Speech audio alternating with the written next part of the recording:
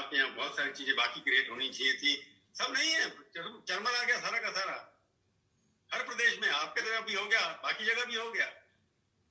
प्रभु जी, भारत सरकार और निर्वाचन आयोग दोनों से ही रायशुमारी करके प्रशासनिक व्यवस्था वगैरह देख के ही चुनाव 8 चरण का घोषित किए थे।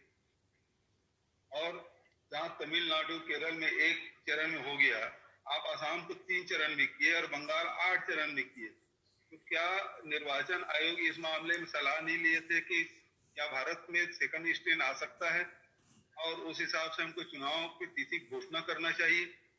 क्या भारत सरकार को इस मामले में अलर्ट नहीं करना था? भारत सरकार अलर्ट नहीं किए तो इसमें हम लोग कहाँ से दोषी हो गए? हम लोग एक छोटे से राज्य के मुख्यमंत्री हैं, हम लोगों को इतना कैसे पता होगा? लेकिन जो दिल्ली में बैठे उनको तो पता होना चाहिए। तो जो सवाल, इसलिए मैं आपको धन्यवाद दूं कि मेरे बहाने आप प्रधानमंत्री और गृह मंत्री जिस सवाल को पूछ रहे हैं उनसे तो वो तो सामने आएंगे नहीं और आप पूछेंगे नहीं।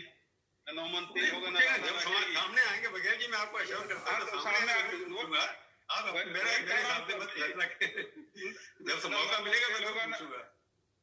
ना नौमन तेल होगा, ना राधा नाचेगी, ना आपको मौका मिलेगा, ना आप सवाल पूछेंगे।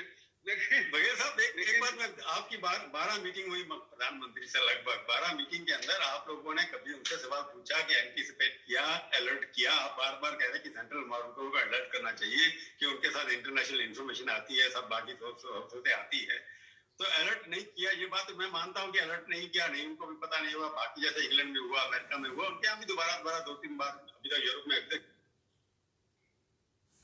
नमस्कार दोस्तों, जय हिंद। ये जो आप वीडियो देख रहे थे, ये आज तक न्यूज़ चैनल पर आयोजित सीधी बात कार्यक्रम में एंकर प्रभु चावला ने छत्तीसगढ़ के मुख्यमंत्री भूपेश बघेल से कोरोना काल में विधानसभा चुनाव कराने को लेकर कुछ सवाल पूछा था। इस पर जवाब देते हुए भूपेश बघेल ने कहा कि भारत सरकार और निर्वाचन आयोग ने आपस में रायशुमारी कर पश्चिम बंगाल में 8 चरण का विधानसभा चुनाव घोषित किया था। भूपेश बघेल ने कहा कि जहां केरल, तमिलनाडु और पुडुचेरी में 1 चरण में चुनाव कराया गया, तो वहीं पश्चिम बंगाल में 8 और असम में 3 चरणों में चुनाव कराया गया। भूपेश बघेल ने आगे कहा कि क्या चुनाव आयोग को यह पता नहीं था कि कोरोना वायरस की दूसरी लहर भारत में आ सकती है और उसी हिसाब से चुनाव कराया जाए? क्या भारत सरकार ने चुनाव आयोग को इसकी सूचना नहीं दी थी? अगर भारत सरकार ने सूचना नहीं दी तो हम लोग कैसे दोषी हो गए? हम तो एक छोटे से राज्य के मुख्यमंत्री हैं। साथ ही भूपेश बघेल ने एंकर प्रभु चावला को धन्यवाद देते हुए कहा कि आप मेरे बहाने प्रधानमंत्री और गृह मंत्री से सवाल तो पूछ रहे हैं, क्योंकि आप सीधे तो उनसे सवाल पूछ नहीं सकते, ना तो वो सामने आएंगे और ना आप उनसे सवाल पूछेंगे।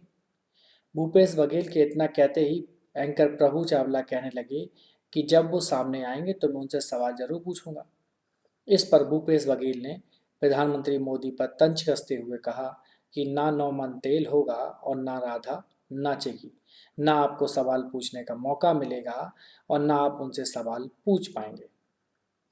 इसके अलावा भूपेश बघेल ने कार्यक्रम में यह भी कहा कि प्रधानमंत्री मोदी ने कोरोना को लेकर कई लोगों के सुझावों को नज़रअंदाज किया था।